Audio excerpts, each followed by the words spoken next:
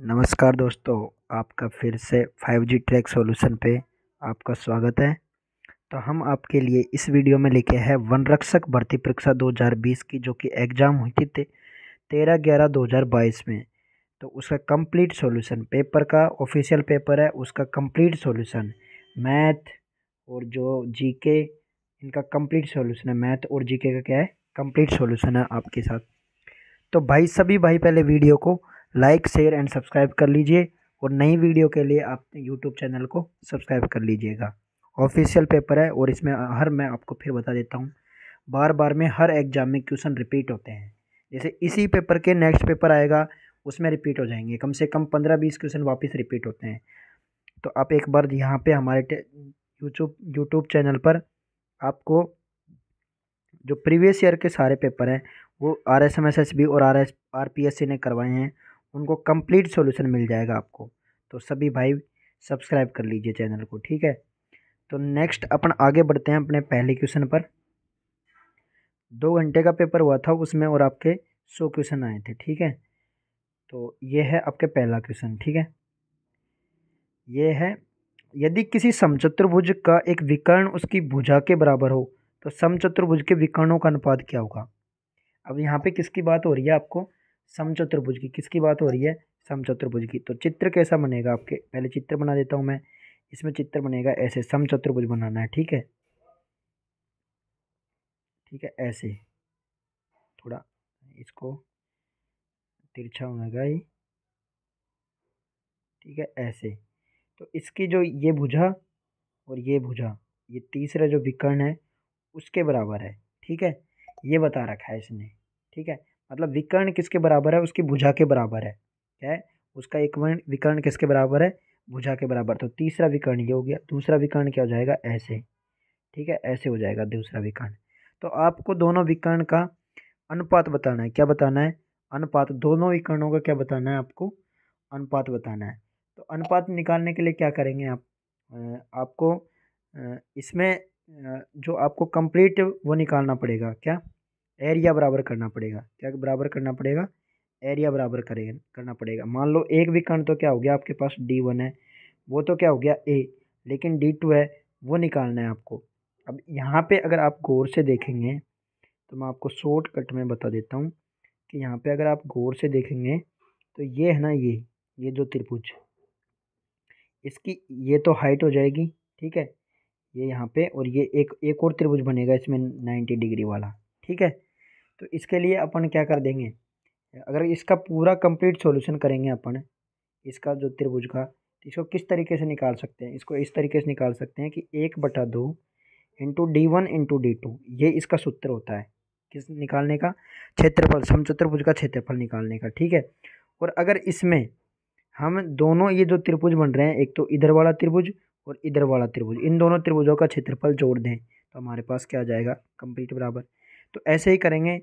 तो पहले त्रिभुज का क्षेत्रफल क्या बनेगा इसमें, जैसे मान लो इधर मैं वापस काट देता हूँ इसको, तो इसमें ऐसे बनाएंगे अपन। तो ये दो त्रिभुज है, तो पहले इस ABCD को मान लेते हैं, ठीक है, ABCD मान लेते हैं।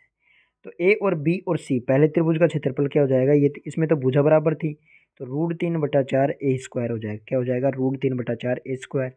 और दूसरे का क्या हो जाएगा, इसमें क्या हो जाएगा आपके 1/2, इसको अपने बीच में क्या मान लेंगे, भुजा मान लेंगे। क्या मान लेंगे, भुजा मान लेंगे। तो ये भी क्या हो जाएगा, √3/4 और A² क्या हो जाएगा, क्योंकि यहाँ पे A है और यहाँ पे A है, और ये बीच वाली क्या हो जाएगी, जब दो भुजा समान है और तीसरी भुजा क्या है, ये भी A है, तो ये भी क्या हो जाएगा, एक समबाहु त्रिभुज। क्या हो जाएगा, समबाहु त्रिभुज।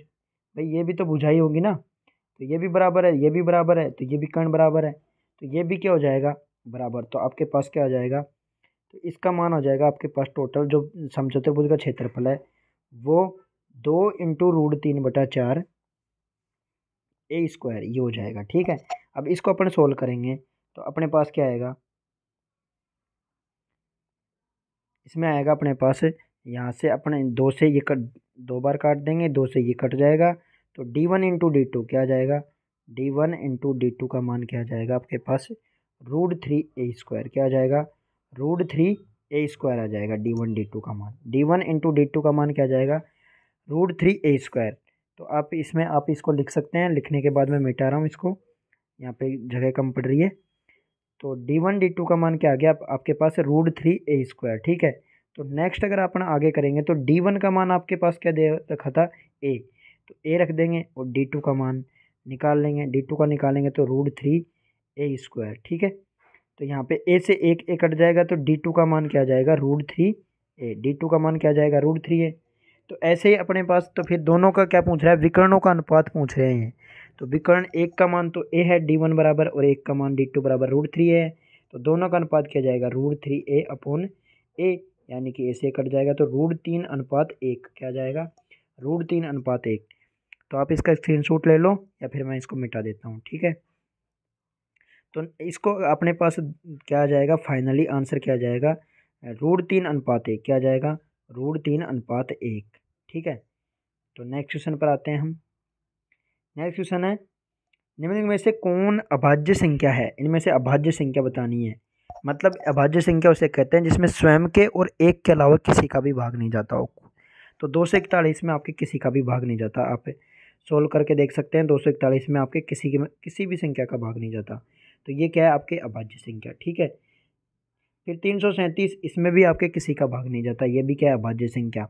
और 391 में आपके किसका भाग जाता है, 17 का। किसका जा रहा है, 17×2 = 34, और फिर कितने बचे, 5, तो 17×3 = 51, 17 का भाग जा रहा है। तो ये क्या है, एक भाज्य संख्या। ठीक है, तो और 571 में किसी का भाग नहीं जा रहा, तो आपका ऑप्शन हो जाएगा फर्स्ट, सेकंड, फोर्थ, यानी कि बी ऑप्शन आ जाएगा। नेक्स्ट क्वेश्चन, कृष्ण और बलराम की आयु का अनुपात 3:4 है। ठीक है, कितना अनुपात है, 3:4। और 4 साल पहले उनका अनुपात था 5:7। ठीक है, कितना अनुपात था, 5:7। तो यहाँ पे आपको यहाँ पे 4 लिख लेना है। 4 साल का अनुपात दे रखा है, कितने का, 4 साल पहले। तो यहाँ से आने पे कितने का अंतर है, 2, उसको भी यहाँ पे गुणा कर लेना है। तो यहाँ पे टोटल कितना आ गया, 8। अब इसको 7×3 = 21 कर लो, और इसको 5×4 = 20। कितने का डिफरेंस आ रहा है, 1 का। और 1 का मान ही कितना है, 8। अगर 1 का मान 8 है तो आप पूछ रहे हैं कि कृष्ण और बलराम की आयु कितनी है।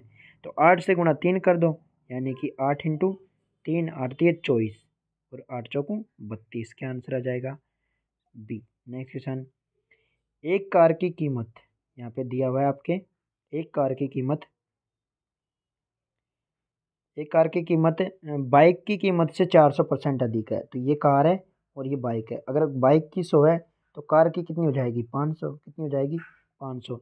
यदि कार की कीमत में 15% और बाइक की में 20% वृद्धि कर रहे हैं, तो इसमें 500 का 15% वृद्धि करना है आपको। कितना करना है, 15%। तो ये कितना हो जाएगा, 575। ठीक है, और इसमें 100 में 115, ये कितना हो जाएगा आपके 20%, 120% हो जाएगी।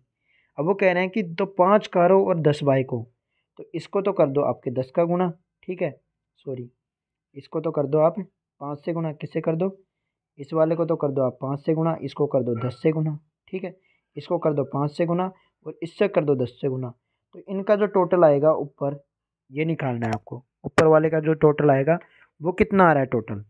ठीक है, इसमें से आपको कितना आ रहा है, ये आ रहा है आपके 500, यानी 2500। कितने हो गए, 2500। और ये हो गया आपके 1000। 2500 और 1000 कितने हो जाएंगे, 3500। कितने हो जाएंगे, 3500। और ये हो जाएंगे आपके 575 × 5, यानी कि ये हो जाएंगे आपके 2875। कितने हो जाएंगे, 2875। और एक ये हो जाएंगे 1200। इनको जोड़ेंगे तो आपके पास आ जाएंगे 4075। कितने आ जाएंगे, 4075। और ये है, ठीक है। पहले तो ये लाभ, ये था उनका टोटल कीमत, और फिर ये थी। तो कितना लाभ हुए, कितनी वृद्धि हुई। अब 3500 से 4075 कितने की वृद्धि हुई आपके, 575 की। कितनी वृद्धि हुई, 575। कितने पे हुई, 3500 पे। कितने पे, 3500 गुणा 100 कर देना है। ठीक है, अब इसको आप काट लो। 0 से 2 0 कट गई। 35 का भाग अगर 575 में देंगे तो आपके पास आएगा 16 सही 3/7%। ठीक है, नेक्स्ट क्वेश्चन, यहाँ पे आपको दिया हुआ है, यदि x बराबर ये दे रखा है आपको 7+4√3। ठीक है, ऑफिशियल पेपर है, अच्छे क्वेश्चन आए थे इसमें, हाई कोर्ट इसमें आपके फॉरेस्टर गार्ड में। आने वाली 2023 में जो एग्ज़ाम लगेगी CET मेंस के बाद, CET मेंस या CET 10+2 के भी जो मेंस लगेंगे, राजस्थान कांस्टेबल लगेगी, राजस्थान एलडीसी लगेगी, हाई कोर्ट की लग रही है, उनमें सब में ये इंपॉर्टेंट क्वेश्चन है, तो आप एक बार इनको वापस रिवीजन कर लीजिएगा अच्छी तरह। एक्स का मान दे रखा है आपको 7+4√3, कितना दे रखा है 7+4√3, ठीक है। और एक्स वाई का मान इंटू 1 दे रखा है, तो 1/x² प्लस 1/y² का मान निकालना है, ठीक है। तो मैं कहता हूँ कि ये x का मान 7+4√3 है, तो x² का मान कितना आएगा, x² का मान कितना आएगा, तो x² का मान आएगा आपके, इसमें से आप मल्टीपल निकाल लेंगे, ठीक है। तो x का मान आ जाएगा आपके 2, इसको आप ऐसे कर सकते हैं, देखो 7 को आप लिख सकते हैं 4+3 और फिर 2 × 2 × √3, ठीक है। ये क्या आ जाएगा 2+√3, ठीक है। तो x का मान क्या आ जाएगा 2+√3 का होल स्क्वायर, क्या आ जाएगा x का मान क्या आ जाएगा 2+√3 का होल स्क्वायर, एक्स का मान क्या जाएगा 2+√3 का होल स्क्वायर। तो जब आप इसको ऐसे ही अगर आप आगे सॉल्यूशन करोगे तो आपको x² का मान निकालना है, किसका मान निकालना है x² का, ठीक है। तो आप इसको यहाँ से मिटा देते हैं हम, ठीक है। तो आपके पास x का मान क्या आ जाएगा, x का मान ये है, ठीक है। और y का मान क्या है, x का मान ये है, ऐसे ही y का मान क्या हो जाएगा, ये माइनस में हो जाएंगे, एक दूसरे के उल्टे हैं, 7-4√3। इसको आप प्रमेयीकरण विधि प्रमेयीकरण कर दो, जो सेम गुणांक है उसके माइनस से ऊपर नीचे गुणा कर दो, ठीक है। तो आपके पास नया मान आ जाएगा। तो y का मान आ जाएगा 1/x, y बराबर यहाँ से आप 1/x आ जाएगा, 1/x यानी कि 1/7+4√3, क्या आ जाएगा 1/7+4√3, और उसका फिर आप प्रमेयीकरण कर दो, प्रमेयीकरण करेंगे तो आपके पास ये मान आ जाएगा y का मान, ठीक है। ये y का मान आ गया, x का मान, अब इनको 1/x² प्लस 1/y² करना है, ठीक है। आपको क्या करना है 1/x² प्लस 1/y², इसका आप एलसीएम ले लो, x/y² आ जाएगा, ठीक है। एक्स यहाँ हो जाएगा y² प्लस x², ठीक है। अब एक्स वाई का मान 1 है तो ये तो 1 ही हो जाएगा, ठीक है, इसका कोई मतलब ही नहीं है यहाँ पे। तो ऊपर क्या बचेंगे y² प्लस x², तो इनका ही वर्ग करके जोड़ना है 2 बार। तो आप इसका वर्ग करेंगे तो एक बार तो क्या हो जाएगा आपके पास, इसमें 2 कंडीशन बनेगी आपके पास, ठीक है। क्या बनेगी 2 कंडीशन, तो एक तो बनेगा आपके पास 7+4√3 का क्या हो जाएगा होल स्क्वायर, और फिर प्लस का चिन्ह आएगा, फिर 7-4√3 का होल स्क्वायर। अभी इसको आप जोड़ेंगे तो स्क्वायर करके माइनस वाला तो कट जाएगा, 7 का स्क्वायर 49 प्लस 4√3 का स्क्वायर कितना हो जाएगा आपके 4 का, यानी कि 16 16 48, फिर वापस 49 फिर 48। तो इसको आप कंप्लीटली जोड़ लेंगे, बाकी संख्या आपके कट जाएगी माइनस की, तो जोड़ेंगे तो आपके पास आंसर आ जाएगा 194। क्या आ जाएगा 194, कितना आ जाएगा 194, पहला ऑप्शन सही। नेक्स्ट क्वेश्चन, दिए गए चित्र में आपको बताना है कि यहाँ पे कितना L1 L2 समांतर है, तो एक्स वाई जेड के मान ज्ञात करने हैं, ठीक है। यहाँ पे नीचे वाली लाइन है उसमें आपको ये कोण कितना दे रखा है 62, कितना दे रखा है 62 कोण दे रखा है। तो पहले हम यहाँ से आपको इसको अलग तरीके से निकालते हैं कि अगर ये कोण है यहाँ पे 62 है, तो ये कोण कितना हो जाएगा 62 हो जाएगा ना, ये कोण जेड वाली आकृति हो जाएगी, तो ये कोण 62 है तो वो भी 62 हो जाएगा, वो 62 और 20 टोटल पूरा कोण कितना हो जाएगा 82 हो जाएगा।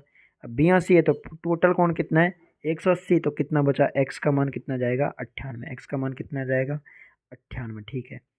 अब ये 98 और 46 है तो त्रिभुज बन गया एक, इधर से होके यूँ ये त्रिभुज बन गया एक, तो 46 और 98 कितने हो जाएंगे आपके पास 8 और 6 14 को 4 हासिल की 1 9 और 4 13 और 1 15 154, कितने बन जाएंगे 154। तो ये कितना बचा y 36, y कितना बचा आपके 36, ठीक है।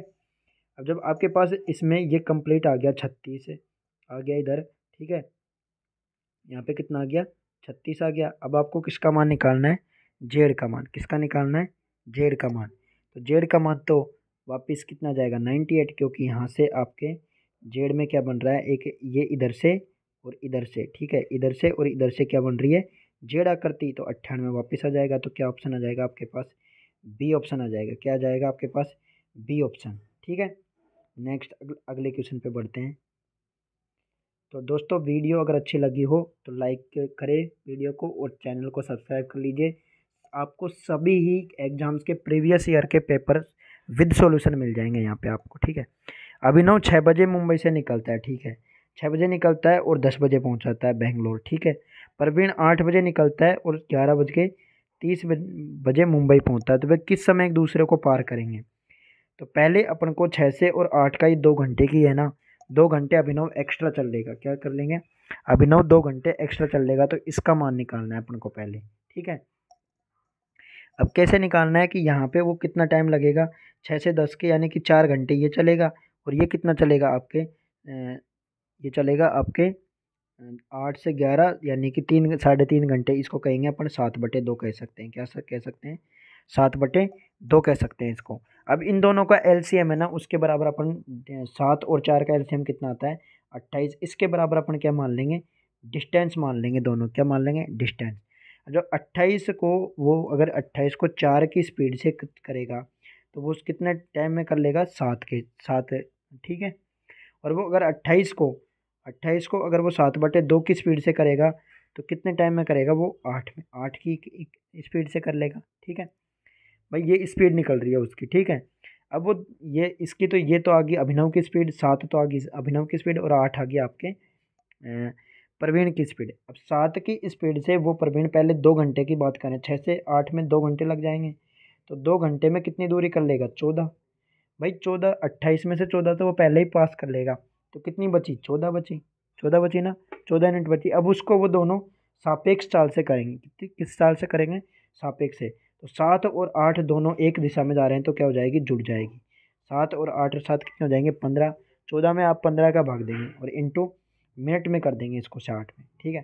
तो ये आपके पास क्या आ जाएगी उनकी, कितना समय लगा, मतलब ये कितना समय की मान आ जाएगा आपके पास? 14/8, 15 इंटू 60। तो ये आपके मान आ रहा है इसमें 15, 15 चौक 60 और 4 चौक 56, यानी कि 56 मिनट। कितनी मिनट? 56 मिनट में वो एक दूसरे को एक साथ चलेंगे, ठीक है, क्रॉसिंग कर लेंगे, ठीक है, सापेक्ष चाल से चलेंगे, तो वो 56 मिनट। अब आपको आपके पास जब 56 मिनट आंसर आ गया, आप इसका स्क्रीनशॉट ले सकते हैं या फिर लिख सकते हैं, ठीक है। मैं यहाँ पे इसे मिटा रहा हूँ, थोड़ा जगह कम है। तो आपके पास जब 56 मिनट आ जाएंगे यहाँ पे, तो इसमें 56 मिनट जोड़ लीजिए आप शुरू के टाइम में, जब जहाँ से स्टार्ट होते हैं प्रवीण और अभिनव दोनों, तो 8 बजे से स्टार्ट होते हैं, तो 8 बजे में 56 मिनट जोड़ेंगे तो आपके पास क्या आ जाएगा? C option. Next question. वह सबसे बड़ी संख्या ज्ञात कीजिए जो 152, 277 और 427 को भाग देने पर बराबर शेषफल। तो बराबर शेषफल के लिए इन दोनों इनका एक दूसरे का सबका डिफरेंस ज्ञात करना होता है। तो आप 277 में से 152 घटाएंगे, कितने घटाएंगे? 152, तो कितना आ जाएगा आपके पास? 125, ठीक है। ऐसे ही आप 427 है, इसमें से आप घटाएंगे 277, कितने घटाएंगे? 277, तो कितना आएगा आपके पास? 150। ऐसे ही आप 427 में से 152 घटाएंगे तो आपके पास कितना आ जाएगा? 275, कितना आ जाएगा? 275। अब इनका आप वो कर लीजिए गुणनखंड, 125 के गुणनखंड हो जाएंगे 5 गुणा 5 गुणा 5। 150 के कितने हो जाएंगे? 2 इंटू 3 इंटू 5 इंटू 5, सही है। और फिर 275 के हो जाएंगे आपके 5 इंटू 5 इंटू 11, ठीक है। अब इसमें से शेषफल निकालेंगे तो अपने पास होता है, ये ट्रिक होती है कि इसमें शेषफल निकालना है तो अपन को क्या कॉमन लेना है इसमें? एचसीएफ कॉमन लेना है। क्या लेना है? एचसीएफ कॉमन लेना होता है, ठीक है। तो 5 इंटू 5, 5 इंटू 5 और 5 इंटू 5 ये कॉमन आ रहा है तीनों में। तो 5 इंटू 5, 5 इंटू 5 यानी कि 25। तो पूरी संख्या में कितना कॉमन आ रहा है? 25। तो आपका आंसर क्या हो जाएगा? 25। मैं यहाँ से मिटा रहा हूँ, अपने यहाँ पूरा क्वेश्चन इसी पे आ गया, ठीक है। आप वापस से थोड़ा सा स्किप करके देख सकते हैं वीडियो को, जगह कम है इसलिए मैंने मिटा दिया, ठीक है इसको। तो अपना आंसर क्या आ जाएगा यहाँ पे? 25। क्या आ जाएगा? 25। Next question. यदि हम किसी भिन्न को स्वयं से गुणा करें और गुणनफल के उसके व्युत्क्रम को, भाई भिन्न नहीं, मान लो अपन ने कोई भिन्न ले ली, ठीक है, ये भिन्न ले ली एक्स, एक्स को एक्स से गुणा कर दिया, ठीक है, और उसके व्युत्क्रम के वर्ग से भाग दे दिया, यानी कि एक्स स्क्वायर से भाग दे 1/x² से भाग दे दिया, तो ये कितनी हो जाएगी? टोटल x⁴ और इसका मान कितना दे रखा है? 81 इंटू 3 सही 13/81, कितना दे रखा है? 3 सही 13/81, तो ये कितना हो जाएगा आपके? 256/81। तो x⁴ का मान क्या आ जाएगा इनका? वो कर लेंगे 16 बटा कितना जाएगा? 9। तो x का मान कितना आ जाएगा? 4/3। Next question. आपको यहाँ पे दिया हुआ है। नेक्स्ट, यदि एक्स स्क्वायर माइनस ए एक्स प्लस बी के मूल अल्फ़ा बीटा हो तो वी एन बराबर अल्फ़ा की पावर एन प्लस बीटा की पावर एन, तो वी एन प्लस वन का मान निकालना है आपको। तो ये एक द्विघात समीकरण है, ठीक है। द्विघात समीकरण के अकॉर्डिंग काम करना पड़ेगा। तो आपको दो मूल दे रखे हैं, तो पहले मूल अल्फ़ा और बीटा को इसमें ही रख देंगे समीकरण में। किस में रख देंगे? समीकरण में। तो आपके पास क्या जाएगा? अल्फ़ा स्क्वायर बराबर क्या जाएगा? ए प्लस अल्फ़ा प्लस बीटा, ठीक है। ऐसे बीटा स्क्वायर बराबर आपके पास बीटा रखेंगे इसमें मान, तो आपके पास आ जाएगा ए बीटा प्लस बी, क्या जाएगा? यहाँ पे बी आएगा, सॉरी, यहाँ पे लास्ट वाले में क्या आएगा? यहाँ पे प्लस बी। तो आपके पास ऐसे ये दो समीकरण मिल जाएगी। क्या मिल जाएगी? अल्फ़ा स्क्वायर मिल जाएगा और बीटा स्क्वायर मिल जाएगा। क्या मिल जाएगा?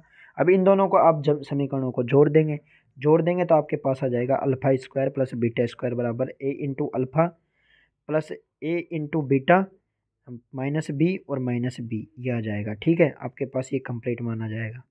तो जब इनको जोड़ने के बाद आपके पास ये मान आ रहे हैं, तो आपको पहली संख्या को, तो आपको पहली जो समीकरण बनाई थी अपन ने, मैं इसको जोड़ने के बाद मैं यहाँ से डिलीट कर रहा हूँ, एक सेकंड, ठीक है। आपके समझ में आ गया होगा मैंने क्या किया है। फिर पहली जो समीकरण है ना, इसको अपन 2 की पावर n-1 से गुणा कर देंगे। किससे कर देंगे? 2 की पावर n-1 से, क्योंकि अपन को n+1 का मान ज्ञात करना है और ऊपर क्या है? स्क्वायर, ठीक है। 2 की पावर n-1 से, 2 की पावर नहीं, अल्फ़ा की पावर, ठीक है। किसकी पावर से? अल्फ़ा की पावर, अल्फ़ा की पावर n-1 से, और इसको कर देंगे बीटा की पावर n-1 से। किससे कर देंगे? बीटा की पावर n-1 से मल्टीप्लाई कर देंगे। फिर इन दोनों को, जब इनसे फाइनल मान आ जाएगा अपने पास, अल्फ़ा की पावर n+1 और बीटा की पावर n+1 के मान आ जाएंगे 2, ठीक है। इन दोनों के मान आ जाएंगे तो हम इसमें इन दोनों को फिर वापस जोड़ देंगे, जैसे अपन ने अल्फ़ा की power alpha square plus beta square को जोड़ा था, ऐसे इनको जोड़ देंगे। तो आपके पास फाइनली मान आ जाएगा। इनको जोड़ लो, जोड़ने के बाद में आपके पास अल्फ़ा की पावर n+1, और इसके बाद में आपके पास ये इसमें जोड़ेंगे तो आपके पास फाइनली आंसर इसमें आ जाएगा v की पावर n-1 n+1, क्योंकि प्लस में मान आ जाएगा, इंटू v की पावर n-b इंटू v की पावर n-1, यानी कि फर्स्ट ऑप्शन आ जाएगा। उसमें कट ही जाएंगे, सारे आंसर कट जाएंगे, बस स्क्वायर में से n-1 घटाएंगे तो n+1 आ जाएगा ऑटोमेटिक, ठीक है। तो इसमें क्या आ जाएगा आपके पास? A option. नेक्स्ट क्वेश्चन, दो सकेंद्रीय वर्त दे रखे हैं आपको। क्या दे रखे हैं? दो सकेंद्रीय वर्त दे रखे हैं, ठीक है। उनके 8 सेंटीमीटर एक का व्यास है, दूसरे का 10 सेंटीमीटर है, तो उनके बीच के क्षेत्रफल, तो इसके लिए pi into r square minus pi into r square ऐसे करना है, ठीक है। तो पाई को ऐसे कैसे लिख देना? आर का स्क्वायर यानी कि बड़े का, तो 10 का 5 का स्क्वायर यानी कि 25 माइनस 8, 8 में 4 का स्क्वायर यानी कि 16, तो क्या बचेंगे? 9 पाई। कितना बचेगा? 9 पाई। क्या आ जाएगा? D option. नेक्स्ट क्वेश्चन, तीन संख्या दे दी आपको। क्या दे दी? तीन संख्या दे दी, ठीक है। तीन संख्याओं का योग दे रखा है, तो तीन संख्या आपको ए दे दी, बी दे दी, सी दे दी। तो ए और बी का 2:3 दे दिया और इसका दे दिया 5:8, ठीक है। तो इसमें यहाँ पे 3 लिख देंगे, जो यहाँ पे लिखा हुआ है उसको यहाँ लिख देंगे, ठीक है। और यहाँ पे जो लिखा हुआ है उसको यहाँ लिख देंगे 5। तो ये वापस क्या हो जाएगा? आपके 10 हो जाएगा। इनको मल्टीपल करो, यहाँ पे 15 हो जाएंगे। 8 इंटू 3 कितने हो जाएंगे? 24, ठीक है। एक दूसरे से कट रहे नहीं, तो इनको वापस जोड़ के, योग दे रखा है तो जोड़ लो। तो आपको, अगर आप इनको जोड़ोगे तो 10x प्लस 15x, ठीक है, प्लस 24x बराबर कितना दे रखा है आपको? 98। कितना दे रखा है? 98। तो आप इनको जोड़ोगे तो आपके पास कितना आएगा फाइनली? मैं यहाँ पे इनको काट देता हूँ, ठीक है।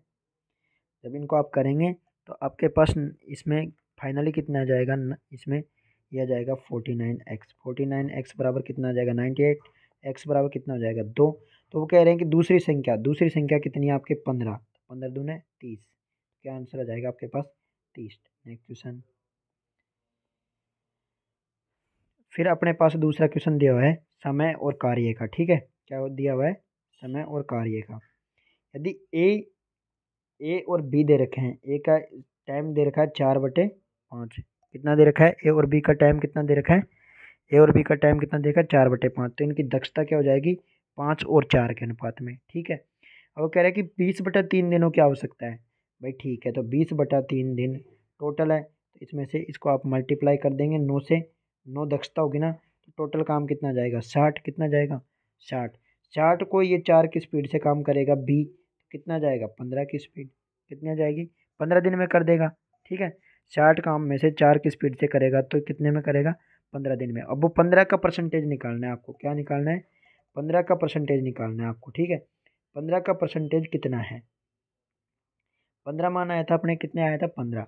15 का इसमें से कितना है दक्षता में, ये दक्षता आई थी वो कितनी है, तो 4/9 कितने आ गई 4 में से 9 टोटल है, 9 में से चौथा भाग है, तो 15 इंटू 4/9 ये कितनी आ जाएगी आपके 3 से कट जाएगा तो ये आ जाएगी 20/3, यानी कि 6 सही 2/3 कितनी आ जाएगी 6 सही 2/3। नेक्स्ट क्वेश्चन दोस्तों, इस पे आपको सारे जो प्रीवियस ईयर के एग्जाम है वो विद सॉल्यूशन मिलेंगे और बिल ऑथेंटिक सिलेबस। तो आप राजस्थान पुलिस, आरपीएससी और आरएसएमएसबी के लिए हमारे चैनल को सब्सक्राइब कर लीजिए, और जो वीडियो अच्छी लगे उसको लाइक शेयर करें और सब्सक्राइब करें। ठीक है, और आपको किस चीज़ का मतलब किस एग्ज़ाम के लिए आपको पेपर चाहिए उसके लिए आप कमेंट बॉक्स में कमेंट कर सकते हैं। अब 14 क्वेश्चन है, 8% प्रतिवर्ष की दर से 5 वर्षों में 580 रुपये के ऋण का भुगतान किस वार्षिक भुगतान से होगा। किस्त बतानी है, तो मैं आपको इस किस्त के लिए आपको एक सूत्र है वो बता रहा हूँ। इसमें होता है A/100। क्या होता है A/100, फिर आता है 100 × समय। क्या होता है 100 × समय। ठीक है, 100 × समय प्लस दर गुणा समय। क्या दर गुणा समय। ठीक है, फिर यहाँ आएगा आपके समय माइनस 1। क्या आएगा समय माइनस 1/2। क्या आएगा समय माइनस 1/2। ये 2 पूरा क्या है कि पूरा के नीचे आएगा। ठीक है, तो ये इसका फॉर्मूला होता है। यहाँ पे ये ब्रैकेट लगा लो ऐसे, ये आपको इसका स्क्रीनशॉट ले सकते हैं। A/100 ये पूरा बटा इसके पूरे के ऊपर है। ठीक है, 100 × समय प्लस दर, ये आपकी वार्षिक किस्त किसी की भी निकालनी है ना, तो वार्षिक किस्त के लिए ये आता है A/100, यानी कि मूलधन इंटू 100/100 × समय प्लस दर इंटू समय और इंटू समय -1/2। तो मैं इसको मिटा देता हूँ अब सूत्र को, और फिर अपन मान रखेंगे इसमें। तो जब मान रखेंगे तो अपने पास डायरेक्टली फाइनली आंसर आएगा। ठीक है, तो A/100 यानी कि 580 × 100। ठीक है, 580 × 100। फिर है आपके, फिर क्या था 100 × समय, यानी कि 100 × 5। क्या था 100 × 5। ठीक है, फिर था आपके दर इंटू समय, यानी कि प्लस का चिन्ह था, और दर इंटू समय यानी कि 8 × 5। ठीक है, फिर था आपके समय -1। समय कितना है 5, 5 में से 1 गया तो 4, और इसके नीचे था 2। अब इसको सोल्व कर लो, 2 से ये कट जाएगा 2 बार, 5 दूनी 10 और 10 के 80। ठीक है, और 80 580 कितने हो गए, ऊपर तो हो गए 5800। ठीक है, और नीचे कितने हो गए 580। तो ये कट जाएगा आपके, कितने बचे 100। तो आपका आंसर क्या हो जाएगा 100। प्रत्येक वर्ष 100 रुपये की किस्त देनी पड़ेगी। ठीक है, नेक्स्ट क्वेश्चन है आपके, एक थैले में 50 1 रुपये 50 पैसे और 1 50 और 25 रुपये से है, जिनके मानों का अनुपात 30 11 7 है। ठीक है, तो ऐसे में जब सिक्कों की संख्या कुल दे रखी हो ना, तो उस अनुपात में भाग देना है आपको। ठीक है, 30 में भाग किसका देना है 100 का, 50 में भाग किसका देना है 11 का, और 25 में भाग किसका देना है 7 का। ठीक है, सॉरी उल्टा कर दिया मैंने, यहाँ पे ऐसे नहीं आएगा। 30 में भाग कितने का देना है, तो आपके पास 11 में किसका भाग देना है आपको 50 का। ऐसे ही 7 में किसका देना है 25 का। जब ऐसे भाग दोगे तो आपके पास क्या जाएगा, ये 0 हो जाएगी। ठीक है, 100 से मल्टीप्लाई कर दो इसको वापस। ठीक है, क्या हो जाएगा 100 से आप मल्टीप्लाई कर सकते हैं इसको डायरेक्टली आप 100 से मल्टीप्लाई कर सकते हैं। तो इसको आप, इसका अनुपात आ जाएगा आपके 15 15 11। ठीक है, फिर आ जाएगा आपके 14। कितना जाएगा 15 11 और 14, कितना जाएगा 15 11 और 14। और फिर आप इनको सबको जोड़ सकते हैं, तो आप इनको सबको जोड़ेंगे तो आपके पास आ जाएगा 40। और 40 का मान कितना दे रखा है इन्होंने 480। कितना दे रखा है 480, तो 0 से 0। 1 का मान कितना जाएगा आपके पास 12 चौक 48, 1 का मान 12। तो 25 पैसे वाले सिक्के, 25 पैसे वाले यानी 14 सिक्के हैं। कितने हैं 14 सिक्के। तो 14 × 12 करेंगे तो आपके पास क्या जाएगा 14 × 12 करेंगे तो 25 पैसे वाले सिक्कों की संख्या यानी कि 168 आ जाएगी। कितनी आ जाएगी? 168। बस इसमें यह ध्यान रखना है कि जो पैसे हैं ना, 1 रुपये में कितने पैसे होते हैं? 100 पैसे, 50 पैसे, 25 पैसे, इनके अनुपात में भाग देना है, ये ध्यान रखना। और अगर यहाँ पे रुपयों की संख्या टोटल रुपए दे देते हैं तो मल्टीप्लाई कर देते हैं, ठीक है, ये ध्यान रखना है। नेक्स्ट क्वेश्चन अपने, अब बस 15 क्वेश्चन इसमें मैथ के आए थे, 15 क्वेश्चन अपन ने सोल्व कर लिए हैं। अब हम करेंगे इसमें जीके के क्वेश्चन। किसके करेंगे? जो भाई इंग्लिश का क्वेश्चन इंग्लिश में पढ़ना चाहता है वो इंग्लिश को पढ़ ले, ठीक है। चंद्र सतह पर एक परिवेशक को दिन के समय आकाश दिखाई देगा, तो आकाश जो कैसे दिखाई देगा? अगर कोई चंद्रमा की सतह पर होगा तो उसको दिखाई देगा काला। कैसा दिखाई देगा? काला। क्यों? क्योंकि वहाँ वायुमंडल नहीं होता। क्या नहीं होता? वायुमंडल नहीं होता, इसलिए वहाँ पे कैसे दिखाई देता है? काला। नेक्स्ट क्वेश्चन, निम्नलिखित में से कौन एक विषमांगी मिश्रण है? विषमांगी मिश्रण कौन सा होता है? निलंबन। कौन सा होता है? निलंबन। एक तो होता है समांगी मिश्रण, एक होता है विषमांगी मिश्रण। समांगी मिश्रण होता है वायु, जिसमें अच्छी तरीके से चीज घुली रहती है, जैसे चीनी के घोल में पानी में चीनी घुल जाती है तो ये क्या है? समांगी। और विषमांगी कौन कौन से होते हैं? जैसे पायस होता है दूध, द्रव में द्रव का घुलना, ये एक तरह का पायस होता है। कोहरा, द्रव में क्या घुल जाता है? गैस में, द्रव में गैस घुली रहती है तो वो क्या कहलाता है? एक तरह का कोहरा। बादल, ये क्या होता है? द्रव में गैस। धुआं होता है, ठोस होती है लेकिन वो गैस में घुली रहती है तो क्या होता है? ये धुआं। ये सब क्या है? विषमांगी मिश्रण, ठीक है। नेक्स्ट क्वेश्चन, निम्नलिखित कथनों में कौन सा सही नहीं है? ठीक है, आपको ये बताना है इनमें से कौन सा सही नहीं है। जो भाई इंग्लिश में देखना चाहता है वो इंग्लिश में पढ़ सकते हैं। निम्नलिखित कथनों में से कौन सा सही नहीं है? विभिन्न तत्वों के परमाणुओं की द्रव्यमान संख्याएं समान हो सकती है, सही है। द्रव्यमान संख्या समान है तो वो कहलाते हैं क्या? समभारिक। क्या कहलाते हैं? समभारिक। किसी तत्व के परमाणुओं की द्रव्यमान संख्याएं भिन्न भिन्न हो सकती है, द्रव्यमान संख्याएं भी भिन्न भिन्न हो सकती है, ये बात भी सही है। भाई द्रव्यमान संख्या भिन्न है तो परमाणु संख्या भी समान हो सकती है। किसी तत्व के परमाणुओं में प्रोटॉनों की संख्या समान होती है। क्या? किसकी बात कर रहे हैं? अगर प्रोटॉनों की संख्या समान होगी तो वो क्या कहलाएगा? समस्थानिक। क्या कहलाएगा? समस्थानिक, ठीक है। किसी तत्व के सभी परमाणुओं के न्यूट्रॉनों की संख्या सदैव समान होती है, सही है। न्यूट्रॉनों की, ये गलत है आपके, न्यूट्रॉनों की संख्या समान नहीं हो सकती, किसी एक तत्व के नहीं हो सकती, अलग अलग तत्व होंगे फिर वो, ठीक है। तो आपका आंसर क्या हो जाएगा? डी आंसर हो जाएगा आपका, ठीक है। क्या हो जाएगा? डी आंसर, ठीक है।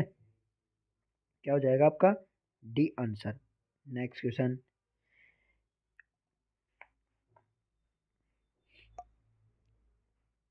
निम्न सूचियों को सुमेलित करना है आपको, ठीक है। साबुन का फैन है, ये कैसे? ये अभी विषमांगी मिश्रणों के प्रकार है।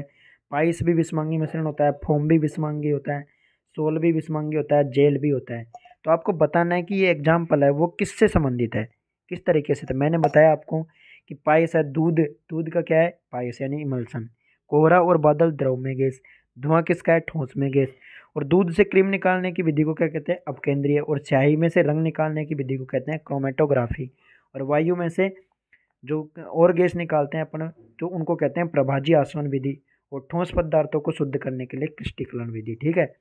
तो अपन साबुन को, जो जो साबुन का झाग होता है उसको अलग करने के लिए कौन सी विधि होती है? फोम। कौन सी होती है? फोम। ये क्या होता है भाई? द्रव में गैस, समझ गए ना।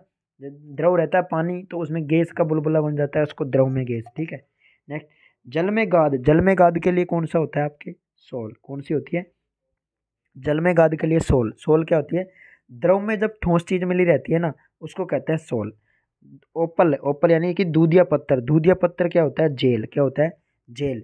जेल क्या होती है भाई? ठोस में द्रव, जब ठोस चीज होती है तो दूध या पत्थर, जब पत्थर में दूध जैसा ऐसा दिखाई देता है ना, तो ठोस में द्रव, तो उसको कहते हैं जेल, ठीक है। मेयोनीज, तो मेयोनीज आपके किससे संबंधित है? पाइस से। किससे संबंधित है? पाइस से। तो ये क्या है? एक क्रीम होती है, द्रव में द्रव। क्या होती है? द्रव में द्रव घुला रहता है और ये क्रीम होती है। तो मैंने आपको चारों को अच्छी तरीके से समझा दिया, ठीक है। नेक्स्ट क्वेश्चन पर आते हैं हम। तो इसमें आपका ऑप्शन क्या हो जाएगा? आपको ऑप्शन बताना है इसमें। तो आपका ऑप्शन हो जाएगा फर्स्ट, सेकंड, थर्ड और लास्ट में फर्स्ट है। लास्ट में फर्स्ट आएगा, ठीक है। B C D, second third fourth, second third fourth. तो आपका डी ऑप्शन हो जाएगा। कौन सा हो जाएगा? D option. नेक्स्ट क्वेश्चन, 20वां क्वेश्चन, वसा के संबंध में बताना है, ठीक है। आपको कौन सा इनमें से कथन सही है ये बताना है वसा के संबंध में, ठीक है। तो वसा के संबंध में कौन सा कथन सही है आपको ये बताना है इसी में, ठीक है। तो इसमें आपके कोशिका झिल्ली के निर्माण के लिए वसा की आवश्यकता होती है। सही बात है, ठीक है। वसा शरीर के भोजन से कैल्शियम को अवशोषित करने में मदद करती है। गलत बात है, ठीक है। क्षतिग्रस्त ऊतकों की मरम्मत के लिए वसा की आवश्यकता होती है। थर्ड में क्षतिग्रस्त ऊतकों की मरम्मत के लिए, तो क्षतिग्रस्त जो ऊतक होते हैं उनकी मरम्मत के लिए तो आपके ये नहीं होती, ठीक है। इसमें नेक्स्ट क्वेश्चन, शरीर वसा में उतनी तेजी से ऊर्जा नहीं छोड़ सकता जितना कार्बोहाइड्रेट देता है। सही है, तो ये लॉन्ग टाइम के लिए करते हैं, तो ये आपका दूसरा ऑप्शन सही है। पहला और फोर्थ ऑप्शन सही है, तो आपका क्या आ जाएगा, ए ऑप्शन। नेक्स्ट क्वेश्चन, निम्नलिखित कॉलम को सिलेक्ट करना है आपको, ठीक है, इनमें से और कौन सा सही है, कौन सा नियम कहाँ से है। और यही क्वेश्चन आपके जो कि अभी सीईटी के एग्जाम हुई थी उसमें भी ऐसा कि ऐसा क्वेश्चन वापस रिपीट हुआ है, ठीक है। तो जॉन डोल्टन ने कौन सा नियम दिया था, डोल्टन का कौन सा नियम था, आपको ये बताना है। डोल्टन का नियम कौन सा था, ठीक है। तो डोल्टन का नियम था आपके अनुपात का नियम। कौन सा था, डोल्टन का नियम था आपके, जॉन डोल्टन का नाम नियम था। बहु अनुपात का नियम किसने दिया था, डोल्टन ने। किसने दिया था, डोल्टन ने। और एंटोनी लेवोजियर ने कौन सा दिया था आपके, द्रव्यमान संरक्षण का। किसका दिया था, द्रव्यमान संरक्षण का किसने दिया था आपके, लेवोजियर ने। किसने दिया था, लेवोजियर। और रिएक्टर ने कौन सा दिया था आपके, पारस्परिक गुणों का नियमन। कौन सा दिया था रिएक्टर ने, पारस्परिक गुणों का, यानी कि लॉ ऑफ रेसिप्रोकल प्रोपोर्शंस, ठीक है, इसका नियम दिया था। और गैस का आयतन का नियम दिया था आपके गैलुसेक ने। किसने दिया था, गैलुसेक ने कौन सा नियम दिया था, गैस के आयतनों का नियम दिया था, ठीक है। द्रव्यमान का संरक्षण किसने दिया था, लेवोजियर ने। डोल्टन ने कौन सा दिया था, बहु अनुपात का नियम, ठीक है। पारस्परिक गुणों का नियम किसने दिया था, आपके रिएक्टर ने।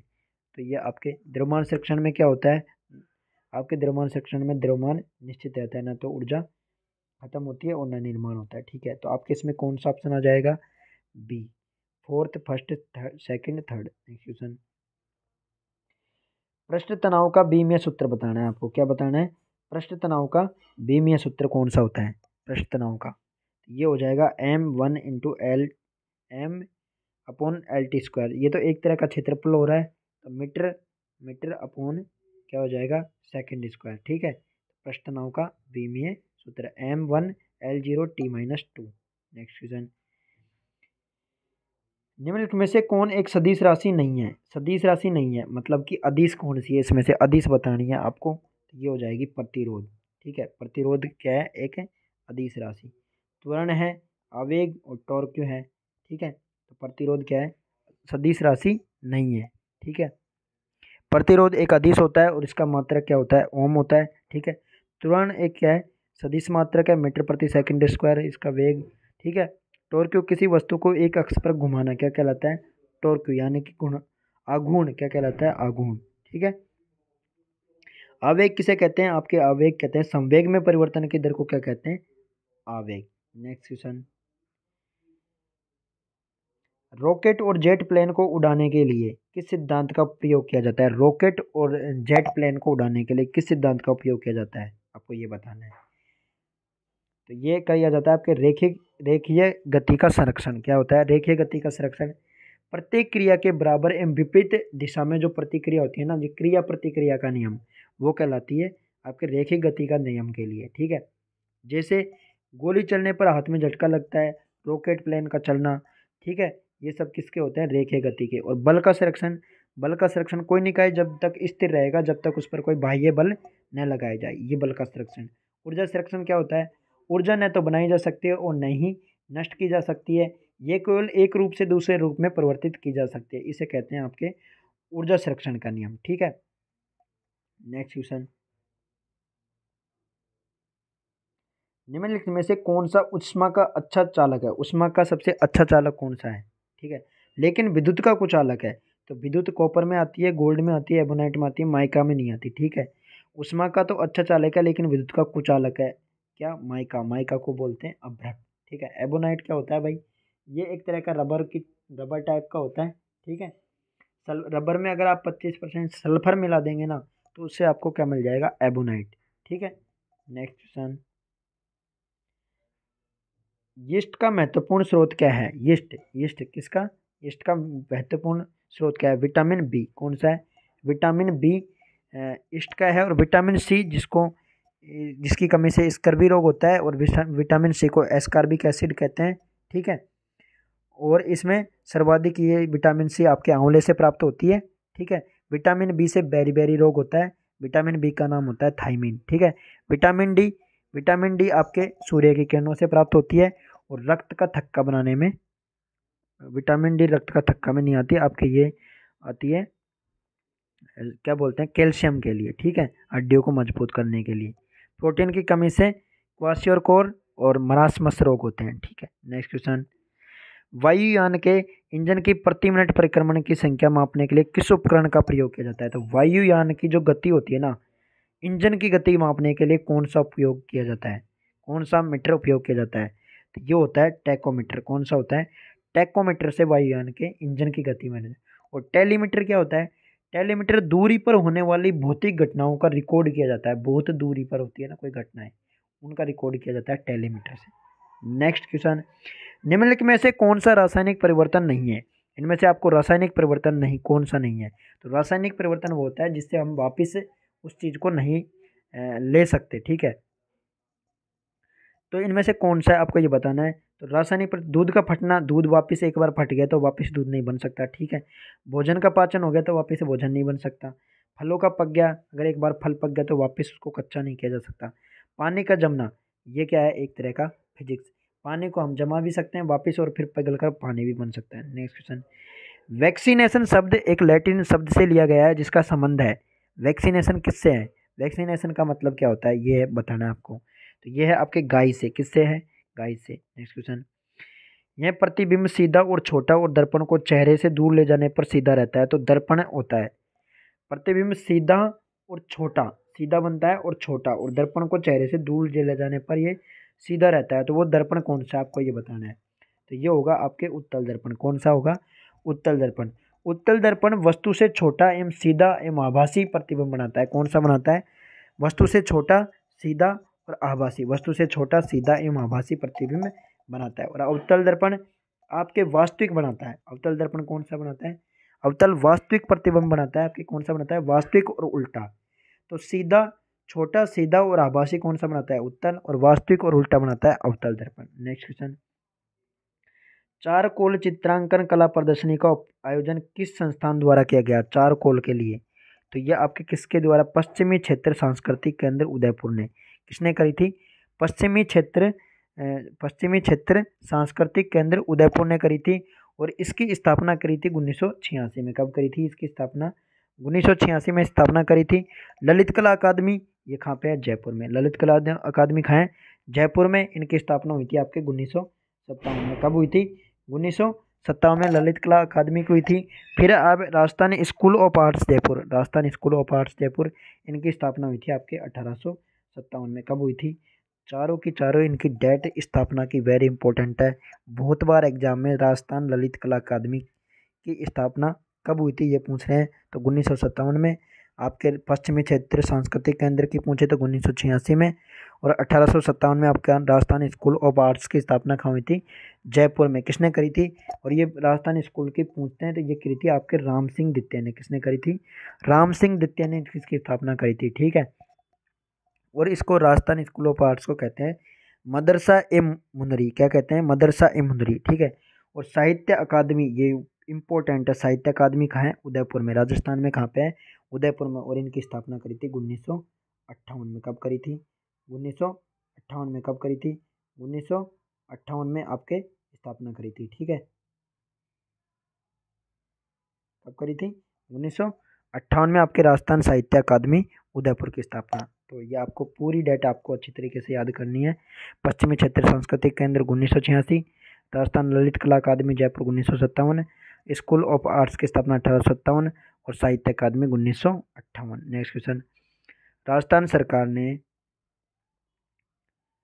साहित्य बैंक, साहित्य स्त्री निधि के साथ महिलाओं द्वारा संचालित पहला सहकारी बैंक बनाने के साथ समझौता किया, तो वह किसके साथ समझौता किया था? आपको ये बताना है। किस राज्य के साथ समझौता किया था राजस्थान सरकार ने? तो ये किया था आपके तेलंगाना के साथ। किसके साथ किया था? तेलंगाना के से। ठीक है, नेक्स्ट क्वेश्चन, राजस्थान के मुख्यमंत्री ने ग्रामीण पर्यटन इकाइयों को रिप्स 2019 के लाभ दिए जाने पर के प्रस्ताव का अनुमोदन किया है। तो रिप्स योजना का पूर्ण नाम क्या है रिप्स का? तो ये इसका नाम है राजस्थान इन्वेस्टमेंट प्रमोशन स्कीम। क्या है? Rajasthan investment promotion scheme. तो इसमें आपके क्या आ जाएगा? राजस्थान निवेश प्रोत्साहन योजना। ठीक है। नेक्स्ट क्वेश्चन, ये करंट के क्वेश्चन थे।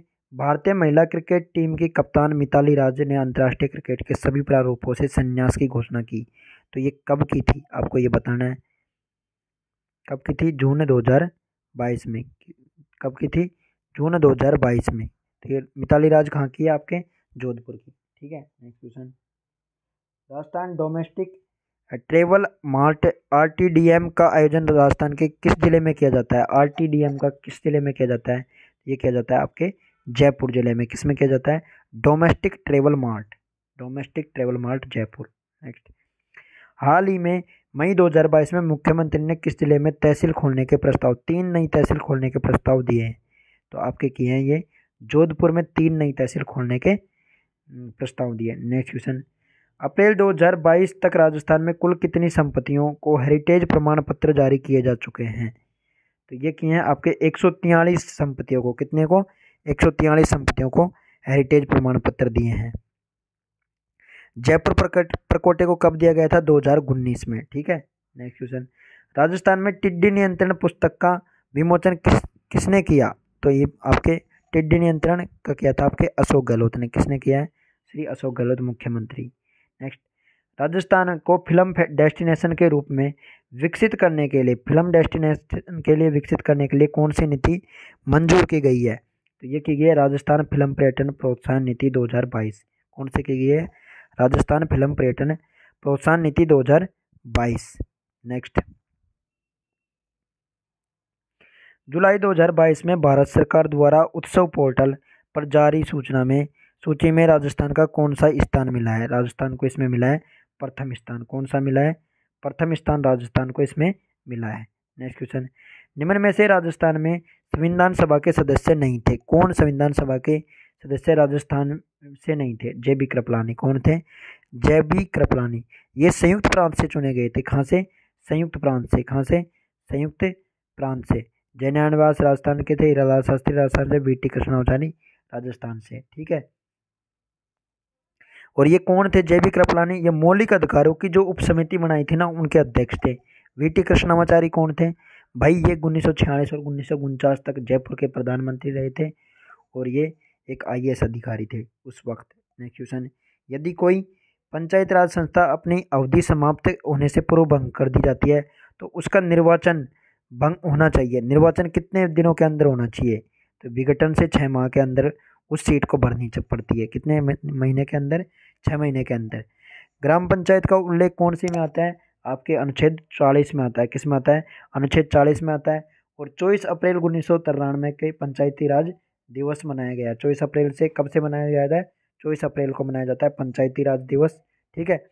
और 243A से और 243O तक अनुच्छेद जो 243A और 243O है ये ग्राम पंचायतों से संबंधित है। नेक्स्ट क्वेश्चन, हरिश्चंद्र माथुर राजस्थान राज्य लोक प्रशासन संस्थान कहाँ पे है? तो हरिश्चंद्र प्रमुख कार्य क्या है? इसका प्रमुख कार्य क्या है ये बताना है। तो ये RPSC में चयनित विद्यार्थियों का प्रशिक्षण ट्रेनिंग दी जाती है। इसमें क्या दी जाती है? ट्रेनिंग। हरिश्चंद्र माथुर राजस्थान राज्य लोक संस्थान ये जयपुर में। नेक्स्ट क्वेश्चन, राजस्थान में अधिकतम 4 बार राज्यसभा के लिए कौन निर्वाचित हुआ? तो राज्यसभा के लिए 4 बार निर्वाचित कौन हुआ है आपको ये बताना है। तो ये है आपके रामनिवास मिर्धा। कौन है? रामनिवास मिर्धा। और एक और है गिरजा व्यास। कौन है? गिरजा व्यास। रामनिवास मिर्धा और गिरजा व्यास। ठीक है।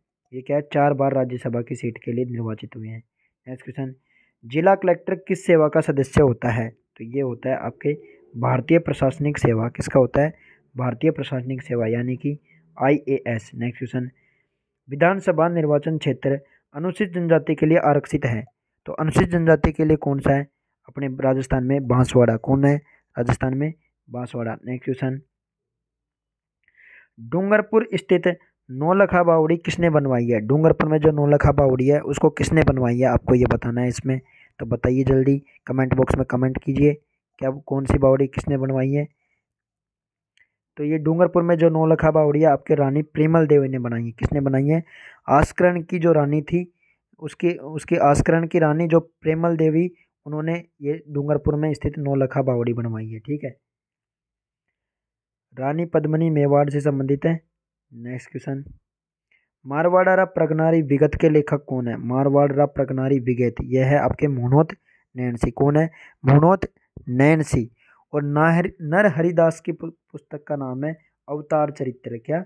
अवतार चरित्र किसकी पुस्तक किसकी है? नरहरि दास। नेक्स्ट क्वेश्चन, झालावाड़ के सूर्य मंदिर को किस नाम से जाना जाता है? झालावाड़ के सूर्य मंदिर को किस नाम से भी जाना जाता है? तो ये आएगा आपके, इसमें आएगा सात सहेलियों का मंदिर। क्या आएगा? सात सहेलियों का मंदिर के नाम से किसको जाना जाता है? झालावाड़ के सूर्य मंदिर को सात सहेली का मंदिर। सास बहु मंदिर आपको किसको जाना जाता है? ये उदयपुर में है। और चौमुखा जैन मंदिर, चौमुखा जैन मंदिर कहाँ है आपके? पाली में। कहाँ पे है? चौमुखा जैन मंदिर, चौमुखा जैन मंदिर कहाँ है? पाली में। और कुंवारी कन्या में आपके रसिया का मंदिर कहाँ पे है? माउंट आबू। कुंवारी कन्या और रसिया का मंदिर कहाँ है? आबू में। कहाँ पे है? आबू में। चार मुखा जैन मंदिर कहाँ पे है? आपके पाली में। कहाँ पे? पाली में। और सांस बाहू कहाँ पे है? आपके उदयपुर में। कहाँ पे है? उदयपुर में। नेक्स्ट क्वेश्चन, उनियारा चित्रकला शैली चित्रकला की किन शैलियों का मिश्रण है? उनियारा शैली की बात हो रही है, तो यह है आपके जयपुर और बूंदी। कौन सी है?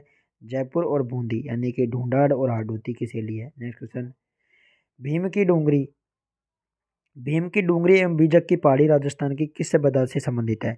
तो भीम की डूंगरी और बीजक की पहाड़ी किससे है? तो यह है बैराट की सभ्यता, जो कि बाणगंगा का नदी के किनारे पे है। कहाँ पे है? जयपुर, वर्तमान में जयपुर। ठीक है। यहाँ पे आपको भाब्रू का शिलालेख, भाब्रू का शिलालेख जो कि 1837 में खोजा गया था। ठीक है। और 1871 में कलाईकल के टाइम पे। ठीक है। नेक्स्ट क्वेश्चन, आहड़, एक आपको आहड़ सभ्यता के बारे में थोड़ी सी जानकारी देता हूँ। आहड़ सभ्यता कहाँ आपके? उदयपुर में। ठीक है। कालीबंगा सभ्यता आपके हनुमानगढ़ में। कहाँ पे है? हनुमानगढ़ में। और गणेश्वर की सभ्यता कहाँ है? कांतली नदी के किनारे, सीकर में। नेक्स्ट क्वेश्चन, जोधपुर का स्थान जो क्षत्रियों और प्राचीन सभ्यताओं के उद्यानों के लिए प्रसिद्ध है, तो क्षत्रियों के लिए प्रसिद्ध कौन सा है जोधपुर का उद्यान? वो है मंडोर। तो जोधपुर के राजा महाराजाओं की छत्रियाँ कहाँ पे है? आपके मंडोर में। जयपुर के राजा महाराजाओं की छत्रियाँ आपके गैटोर में है। ठीक है। और बड़ा बाग आपके जैसलमेर के जैसलमेर के राजा महाराजाओं के। और आपके केसर बाग है आपके बूंदी के राजा महाराजाओं की। और छार बाग है आपके कोटा के राजा महाराजाओं की। ठीक है। जसवंत थड़ा आपके जोधपुर में। नेक्स्ट क्वेश्चन, निम्न में से कौन दादू दयाल जी का शिष्य नहीं है? दादू दयाल जी के शिष्य इनमें से कौन से नहीं है, ये बताने हैं आपको। तो ये है आपके लालदास जी, गरीबदास जी है, सुंदरदास जी है, और रज्जब जी भी है। ठीक है।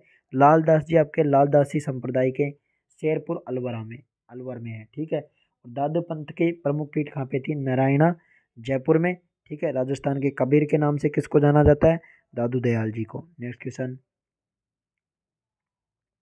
निम्नलिखित का मिलान करना है आपको। ठीक है। महल और स्थान दिया हुआ है, कौन सा महल कहाँ पे है?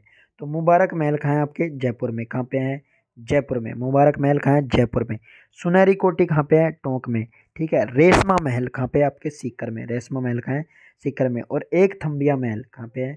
डूंगरपुर में। एक थम्बा महल कहाँ है? जोधपुर में। और एक थम्बिया महल कहाँ है? डूंगरपुर में। तो आपके इसमें क्या आंसर हो जाएगा? 4231। क्या हो जाएगा? 4231। क्या हो जाएगा? 4, फिर 2, फिर 3 और फिर 1। तो आपके ऑप्शन क्या हो जाएगा इसमें? ए। क्या ऑप्शन हो जाएगा? ए। नेक्स्ट क्वेश्चन, गलत युग्म को सिलेक्ट करना है आपको। ठीक है। इनमें से गलत युग्म कौन सा है? द्वारकानाथ भट्ट, द्वारकानाथ भट्ट कौन से संबंधित है? रागचंद्रिका से। द्वारकानाथ, गलत युग्म सिलेक्ट करना है आपको। ठीक है। दलपत का खुमान रासो सही है, और द्वारकानाथ भट्ट का रागचंद्रिका सही है, दलपत का खुमान रासो सही है, कुंभा की संगीत राज सही है।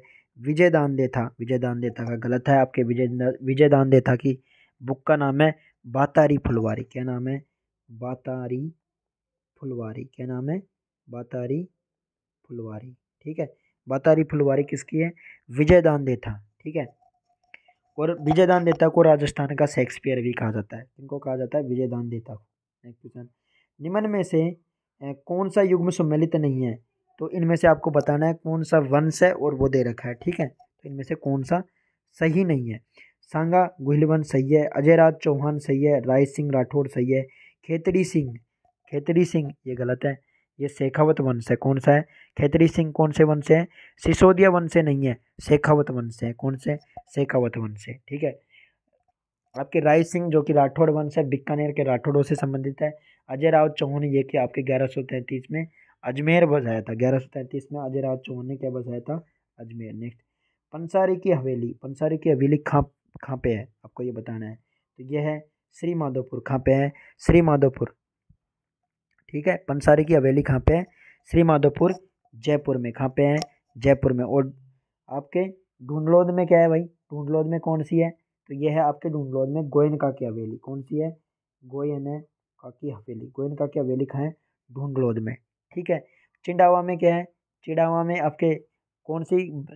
डालमिया डालमिया की जो डामलिया की हवेली है वो कहाँ पे है? चिंडावा में। इसकी डामलिया की हवेली कहाँ पे है? चिड़ावा में। नेक्स्ट क्वेश्चन, इसमें से आपको कोड का चयन करना है, ठीक है, और इनमें से बताना है, सही उत्तर बताना है, मिलान करना है आपको, कौन सी खान कहाँ पे है, ठीक है। तो आपके तांबे की खान कहाँ पे है? तांबे की है आपके खोदरीबा में। कहाँ पे है? खोदरीबा में। कहाँ पे है? खोदरीबा कहाँ पे है? आपके खोदरीबा खेतड़ी सिंगाना ये कहाँ पे है? झुंझुनू में। कहाँ पे है? झुंझुनू में। जिप्सम की खान कहाँ पे है? जिप्सम की, आपको जिप्सम की खान बतानी है, जिप्सम की। तो ये है आपके गोठ मांगलोद नागौर में है, और जामसर बीकानेर में। कहाँ पे है? जामसर बीकानेर में। तो ये आपके जिप्सम की खान कहाँ पे है? सबसे ज़्यादा जिप्सम जामसर बीकानेर में पाया जाता है, गोठ मांगलोद नागौर में पाया जाता है, और खूंटनी पाली में भी पाया जाता है। रॉक फॉस्फेट की कहाँ पे है? आपके जामरकोटड़ा। कहाँ पे है? जामरकोटड़ा कहाँ है? उदयपुर में। और सीसा जस्ता की कहाँ है? राजपुरा देबारी या जावर, ठीक है। राजपुरा देबारी या दरीबा, राजपुरा दरीबा और जावर ये कहाँ पे है? तो इसमें आपका कौन सा ऑप्शन हो जाएगा? सी। नेक्स्ट क्वेश्चन, सेई परियोजना निम्न में से किस बांध से संबंधित है? सेई परियोजना किस बांध से संबंधित है? सेई परियोजना, तो ये इसमें आ जाएगा आपके जवाई बांध। क्या आ जाएगा? जवाई बांध से सेई परियोजना संबंधित है। ज्वार सागर बांध क्या है? कोटा में। कहाँ पे है? ज्वार सागर बांध कोटा में। और गांधी सागर बांध कहाँ पे है? ये भी आपके एमपी में है, ठीक है, चंबल नदी पे है, ठीक है। हरीके बाराज कहाँ पे है?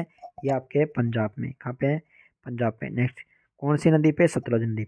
महाराणा सज्जन सिंह को किस गवर्नर जनरल ने grand commander of the star of India की उपाधि दी थी? तो महाराणा सज्जन सिंह को किसने दी थी उपाधि? तो ये दी थी आपके लॉर्ड रिपन ने। किसने दी थी? लॉर्ड रिपन ने। और 1881 में 10वीं में नियमित जनगणना किसने करवाई थी? आपके लॉर्ड रिपन ने, ठीक है। नेक्स्ट क्वेश्चन, कुलेमाला में कितने देशों की भाषाओं का उल्लेख है? कुलेमाला में कितने देशों की भाषाओं का उल्लेख है? तो ये है आपके 18 देशों की, ठीक है। कुलेमाला में कितने देशों की भाषाओं का उल्लेख है? 18 देशों की भाषाओं का। तो वीडियो लंबी होगी। जल्दी कह देना बस, ये खाना बाहर फिर उल्टी चला रही है यार, बुझ जाओगे तो। अरे काय कौन बुझ जाओगे? मतलब 15 मिनट लगी, वैसे 15 बिल्कुल लगे, 10-12 मिनट लगी।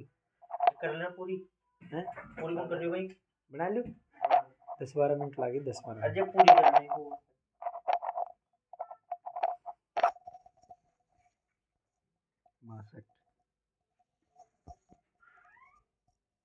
तो 1857 की क्रांति के समय की बात हो रही है। तो डूंगरपुर के शासक के नाम बताना है आपको, जिन्होंने अंग्रेजों की सहायता करी थी। तो ये थे आपके उदय सिंह द्वितीय। कौन थे? उदय सिंह द्वितीय जो कि डूंगरपुर के शासक थे। इन्होंने अंग्रेजों की सहायता करी थी 1857 में। मेवाड़ के कौन थे? स्वरूप सिंह। कौन थे? मेवाड़ के स्वरूप सिंह। और जयपुर में कौन थे? राम सिंह द्वितीय। और मारवाड़ में थे आपके तख्त सिंह। कौन थे? तख्त सिंह। नेक्स्ट, लच्छीराम की पहचान किस क्षेत्र में रही है? लच्छीराम की पहचान किस में रही है आपको? तो ये है आपके कुचामणी ख्याल में। किस में रही थी? कुचामणी ख्याल से लच्छीराम की पहचान जानी जाती है।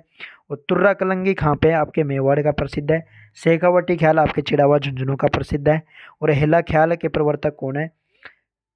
आपके, ये आपको कमेंट बॉक्स में बताना है। और हेला ख्याल आपके कहाँ से प्रसिद्ध है? लालसोट दौसा से, ठीक है। नेक्स्ट क्वेश्चन, जैन तीर्थ स्थल केसरिया जी राजस्थान के किस जिले में है? केसरिया जी का जो मंदिर है या फिर कि किस जिले में प्रसिद्ध है, ये बताना है आपको। जैन तीर्थ स्थल है तो ये है आपके उदयपुर में। कहाँ पे है? उदयपुर में। नेक्स्ट क्वेश्चन, राजस्थान में प्रतिहार वंश के संस्थापक हरिश्चंद्र की राजधानी कौन सी थी? प्रतिहार वंश के संस्थापक हरिश्चंद्र की राजधानी कौन सी थी? तो आपको इसमें ये थी मंडोर। कौन थी? कौन सी थी? मंडोर। नेक्स्ट क्वेश्चन, अलवर क्षेत्र की लोकदेवी में किस लोकदेवी को किस रूप में मान्यता प्राप्त है? अलवर क्षेत्र की लोकदेवी को किस नाम से भी जाना जाता है? तो ये है आपके जिलानी माता। कौन है? जिलानी माता, जो कि बहरोड में, ठीक है, बहरोड अलवर में जिलानी माता। और सुगली माता कहाँ पे है? यह है आपके आवा, आवा पाली में। कहाँ पे है? आवा पाली में। और सचियाई माता कहाँ पे है? सचियाई माता आपके जोधपुर में। कहाँ पे है सचियाई माता? जोधपुर में। और लटियाल माता कहाँ पे है? ये भी आपके जोधपुर में। सचियाई माता और लटियाल माता दोनों जोधपुर में है, ठीक है। नेक्स्ट क्वेश्चन, कामड़िया पंथ की स्थापना कामड़िया पंथ की स्थापना किसने की थी? तो ये आपके रामदेव जी। रामदेव जी ने कौन सी पंथ की स्थापना की थी? कामड़िया पंथ की, ठीक है। और इनकी 24 वाणियाँ, इनकी प्रसिद्ध ग्रंथ है रामदेव जी का 24 वाणियाँ। गोगा जी, इनका संबंध ददरेवा चूरू से है और इनको जिंदा पीर भी कहा जाता है। और पाबू जी का संबंध कोल्लूमंड जोधपुर से है, ठीक है, इनको लक्ष्मण के अवतार भी कहा जाता है। और मल्लीनाथ जी, इनका संबंध तिलवाड़ा बाड़मेर से है और इन्होंने कौन से कंडा पंथ, ठीक है। नेक्स्ट क्वेश्चन, 1857 की क्रांति के दौरान देसी रियासत पॉलिटिकल एजेंट का कौन सा युग में गलत है? मतलब पॉलिटिकल एजेंट कौन सा गलत है, इनमें से ये बताना है आपको, ठीक है। तो यह है बीकानेर के पॉलिटिकल एजेंट जेडी हॉल, ये गलत है। जेडी हॉल थे आपके सिरोही के। कहाँ के थे? सिरोही के पॉलिटिकल एजेंट कौन थे आपके? जेडी हॉल, ठीक है। उदयपुर के सावर सही थे, जयपुर के कर्नल ईडन सही थे, जोधपुर के मैकमैसन सही थे, ठीक है। नेक्स्ट क्वेश्चन, राजस्थान में कजली तीज का त्यौहार एवं मेला प्रसिद्ध कहाँ का है? ये बताना है आपको। तो ये है आपके बूंदी का, ठीक है। पुष्कर में ब्रह्मा जी का और तीर्थों का तीर्थराज पुष्कर कहा जाता है। तीर्थों का राजा या तीर्थों का मामा भी कहा जाता है पुष्कर को। और बारा में ब्राह्मणी माता का मंदिर, ठीक है। और बांसवाड़ा में आपके कौन सा मेला लगता है? ये आपको कमेंट बॉक्स में बताना है। नेक्स्ट क्वेश्चन, पूरिया नामक पूरिया नामक पात्र पूरिया नामक पात्र हिस्सा है, किस चीज़ का हिस्सा है? तो ये आपको गौरी नृत्य नाटिका का, किसका है? गौरी नृत्य नाट्य का। तो गौरी है आपके भीलों का नृत्य है, ठीक है, भवाई मेवाड़ का है। और रम्मत आपके बीकानेर की है, ठीक है। नेक्स्ट क्वेश्चन, राजस्थान में हाइड्रोलॉजी एवं वाटर मैनेजमेंट इंस्टीट्यूट कहाँ पे है? राजस्थान में। तो ये है आपके बीकानेर में। कहाँ पे है? बीकानेर में। नेक्स्ट क्वेश्चन, जनगणना 2011 के अनुसार राजस्थान में 1 मिलियन से कम जनसंख्या वाले जिले थे, कौन कौन थे? 1 मिलियन से कम जनसंख्या है तो वो जिले कौन कौन से हैं? आपके जैसलमेर और प्रतापगढ़। कौन है? जैसलमेर और प्रतापगढ़। निम्नलिखित में से कौन सी नदी तोरावटी बेसिन में प्रवाहित होती है? तो तोरावटी प्रदेश में कौन सी नदी प्रवाहित होती है? आपके ये होती है कांतली नदी। कौन सी? कांतली नदी सीकर में। कांकड़े नदी जैसलमेर में होती है, बाणगंगा आपके जयपुर में, और गंभीरी नदी एमपी से, ठीक है। नीचे, राजस्थान की 20वीं पशुगणना के अनुसार सर्वाधिक पशुधन किस जिले में है? सर्वाधिक पशुधन किस जिले में है? तो यह आपके बाड़मेर में। किस जिले में सर्वाधिक पशुधन? बाड़मेर में। गोवर्धन पूजा अन्नकूट महोत्सव कब मनाया जाता है? ठीक है, आपको ये बताना है। गोवर्धन कूट तो ये मनाया जाता है कार्तिक शुक्ल पक्ष। कब मनाया जाता है? कार्तिक शुक्ल पक्ष में मनाया जाता है और शाहपुरा भीलवाड़ा में प्रसिद्ध है। नेक्स्ट क्वेश्चन, निम्न में से कौन सा जल दुर्ग नहीं है? इनमें से कौन सा जल दुर्ग नहीं है, आपको ये बताना है। तो ये है बटनेर का किला। कौन? बटनेर का किला, भैंसरोडगढ़ दुर्ग, गागरोन दुर्ग और कोसवर्धन दुर्ग। कोसवर्धन दुर्ग को आपके शेरगढ़ दुर्ग जो कि 12 का है। ये तीनों कौन से हैं? जल दुर्ग। नेक्स्ट क्वेश्चन, निम्नलिखित में से कौन सा क्रम पर्वत चोटियों एवं उनकी ऊंचाइयों के घटते क्रम के अनुसार सही है? तो आपको ऊंचाइयों के घटते क्रम में बताना है, ठीक है। तो ये हो गया नागा पहाड़, बहरच, बाम्बई और बैराट। तो आपका बी ऑप्शन सही हो जाएगा, नागा पहाड़, बहरोच और बाबई और बैराठ। नेक्स्ट क्वेश्चन, निम्नलिखित में से कौन सा कथन गलत है? इनमें से आपको गलत कथन बताना है। पश्चिमी रेतीला मरुस्थल 33 महासागर का अवशेष है, सही बात है। अरावली सबसे पुरानी श्रृंखला है, सही बात है। दक्षिण पूर्वी पठार गोंडवाना भूमि का विस्तार है, ये भी सही है। सिंधु नदी द्वारा उत्तर पूर्वी मैदान का निर्माण किया गया, तो उत्तर पूर्वी मैदान नहीं आएगा इसमें, ठीक है। नेक्स्ट क्वेश्चन, डांग क्षेत्र विकास कार्यक्रम के बारे में कौन सा गलत है? ठीक है, डांग क्षेत्र की बात हो रही है, किसकी बात हो रही है? डांग क्षेत्र की। आपके पास ये 4 ऑप्शन है, ठीक है, डांग क्षेत्र के बारे में, ठीक है। डांग क्षेत्र विकास कार्यक्रम, इनकी शुरुआत 1994-95 में 8 जिलों के 26 प्रखंडों में हुई थी, सही बात है, ठीक है। 8 जिलों में भरतपुर, करौली, धौलपुर, सवाईमाधोपुर, कोटा, बारा, बूंदी, झालावाड़ आते हैं, सही बात है। ये 100% केंद्र सरकार की नहीं है, तो आपका ये आंसर क्या हो जाएगा? थर्ड। केंद्र सरकार की नहीं है, किसकी है? राज्य सरकार की। किसकी है? राज्य सरकार की 100%, ठीक है, केवल 100% राज्य। इसका उद्देश्य डकैत प्रभावित क्षेत्रों में आर्थिक सामाजिक विकास लाना, सही बात है। तो आपके इसमें क्या जाएगा? केवल थर्ड, ठीक है, 79 में डी आ जाएगा। नेक्स्ट क्वेश्चन, निम्नलिखित में से कौन सा जिला कत्था बबूल प्रमुख उत्पादक क्षेत्र है? तो इनमें से कौन सा कत्था के लिए उत्पादक क्षेत्र है, आपको ये बताना है, ठीक है। तो कौन सा जिला है आपके? ये उदयपुर और चित्तौड़। कौन सा है? उदयपुर और चित्तौड़ आपके कत्था उत्पादक क्षेत्र, प्रमुख उत्पादक क्षेत्र है, ठीक है। नेक्स्ट क्वेश्चन, निम्नलिखित में से किस जिले में वन का क्षेत्रफल सबसे अधिक है? सबसे अधिक वन का क्षेत्रफल कहाँ पे है? उदयपुर में। कहाँ पे है? सबसे अधिक वन का क्षेत्रफल कहाँ पे है? उदयपुर में। और प्रतिशत में सबसे अधिक वन कहाँ पे है? सिरोही में, ठीक है। सबसे कम वन कहाँ पे है? चूरू में। और प्रतिशत में सबसे कम वन है जोधपुर में। नेक्स्ट क्वेश्चन, निम्नलिखित में से काला हिरण अभ्यारण्य कहाँ पे है? तालछापर। तालछापर कहाँ पे है? चूरू में, ठीक है। नेक्स्ट क्वेश्चन, रणथंभौर में बाघ पाए जाते हैं। नदियों की लंबाई के संबंध में कौन सा गलत है? तो ये माही नदी की लंबाई है आपके 576। कितनी है? 576 किलोमीटर। राजस्थान में 100 किलोमीटर 171 किलोमीटर ही बहती है सिर्फ माही नदी, ठीक है। नेक्स्ट क्वेश्चन, गोमती सागर पशु मेला का आयोजन निम्न में से किस स्थान पर होता है? गोमती सागर पशु मेला यह होता है आपके झालरापाटन झालावाड़ में। कहाँ होता है? और कोटा में कौन सा मेला होता है? दशहरा मेला। बूंदी में कजली तीज फेमस है। नेक्स्ट क्वेश्चन, द्वितीय शाखा के समय चित्तौड़गढ़ पर किसने आक्रमण किया था? तो द्वितीय शाखा हुआ था जब चित्तौड़गढ़ पर आक्रमण किया था बहादुर शाह ने, ठीक है। किसने किया था? पहले पे किया था अलाउद्दीन खिलजी ने, रतन सिंह के टाइम पे। किसके टाइम पे? रतन सिंह के टाइम पे, ठीक है, 1303 में। और 1534 में किया था बहादुर शाह ने विक्रमादित्य के समय। और 1567 में किया था अकबर ने।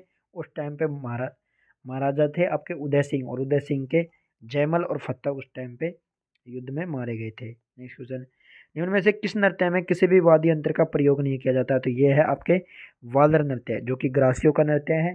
ग्रासियों के आपको और नृत्य बताता हूँ। धूर नृत्य, मांदल, मोरिया, ज्वार, वालरा, ठीक है, कूद, ये सब किसके हैं? ग्रासियों के। और भीलों के गवरी है, गेर, द्विचक्री, नेजा, हाथीमना, ठीक है, ये सब किसके हैं?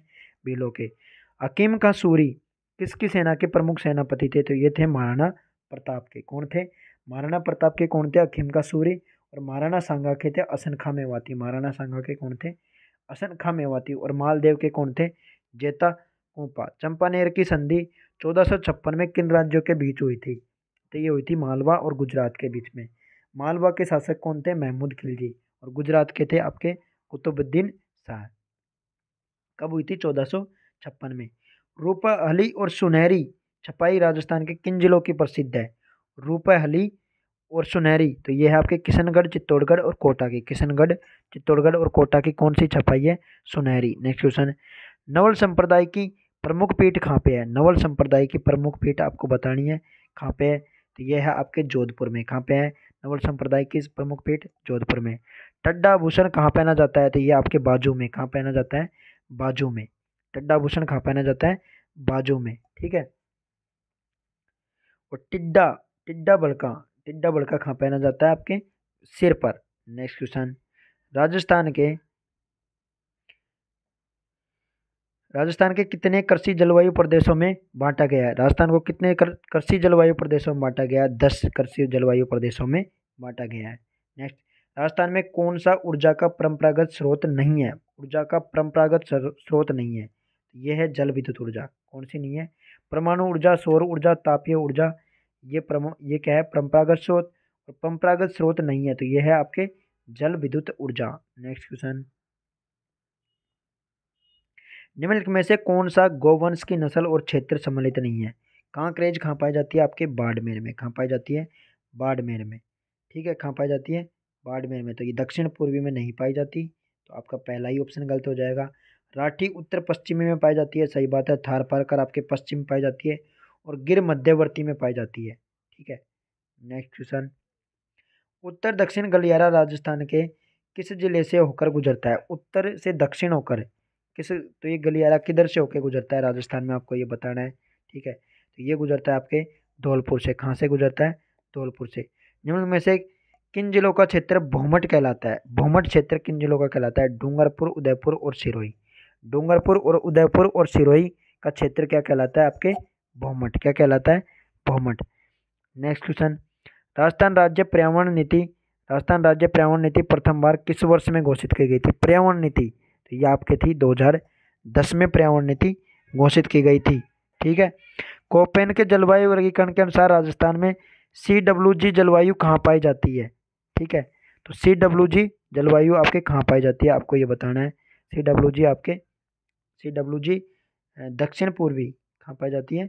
दक्षिण पूर्वी प्रदेश में। कहाँ पाई जाती है?